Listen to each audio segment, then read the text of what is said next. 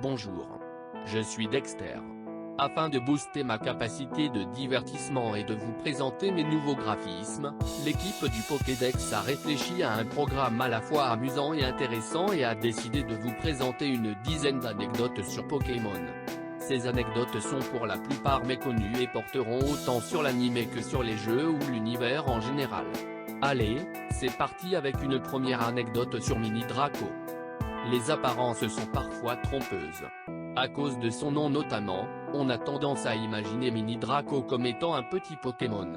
Mais en réalité il mesure 1,80 m. Autrement dit, il fait la même taille que Regice. Par contre il est le Pokémon ayant le plus grand rapport taille-poids. Il pèse le même poids que ce Ribou qui ne mesure que 40 cm et il est plus léger qu'un Rattata ou qu'un Chenipote par exemple.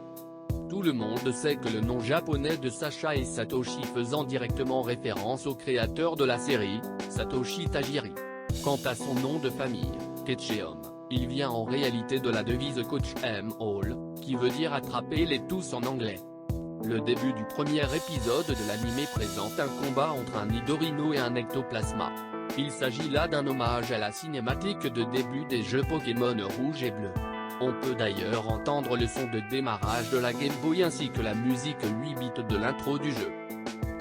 On sait que quelques épisodes de la série ont été censurés pour diverses raisons. Le troisième épisode de la série existe bel et bien, mais dans la version américaine de l'anime une scène montrant Ondine gifler Sacha a été censurée, je ne sais pourquoi. Comme la version française est faite sur la version américaine, cette scène est censurée chez nous aussi et n'est disponible que dans la version japonaise.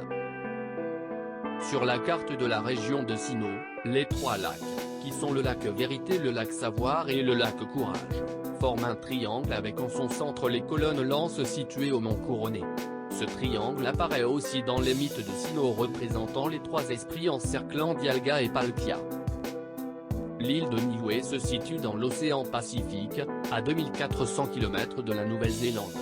Si je vous en parle dans cette vidéo, c'est parce que ce pays a créé des pièces de 1 $ à l'effigie de Pokémon. On peut ainsi apercevoir Salamèche, Bulbizarre, Carapuce ou encore Pikachu sur les dollars niouéens.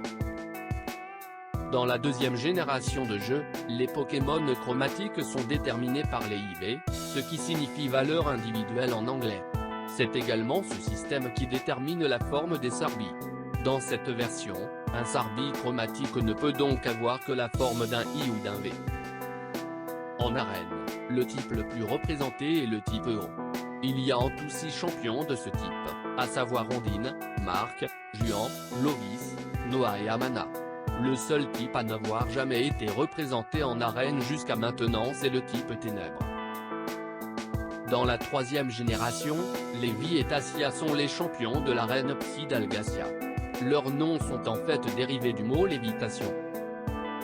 Dans les versions Saphir Alpha et Ruby Omega, après avoir battu la Ligue Pokémon pour la première fois uniquement, il est possible de voir Spectra entre 4 tombes au mont Memoria parler à sa petite sœur qui est aperçue assise sur une chaise derrière sa congénère lors de la Ligue. Selon les légendes, Zekrom et Reshiram formaient à l'origine un Pokémon dragon unique mais qui possédait 2 mètres.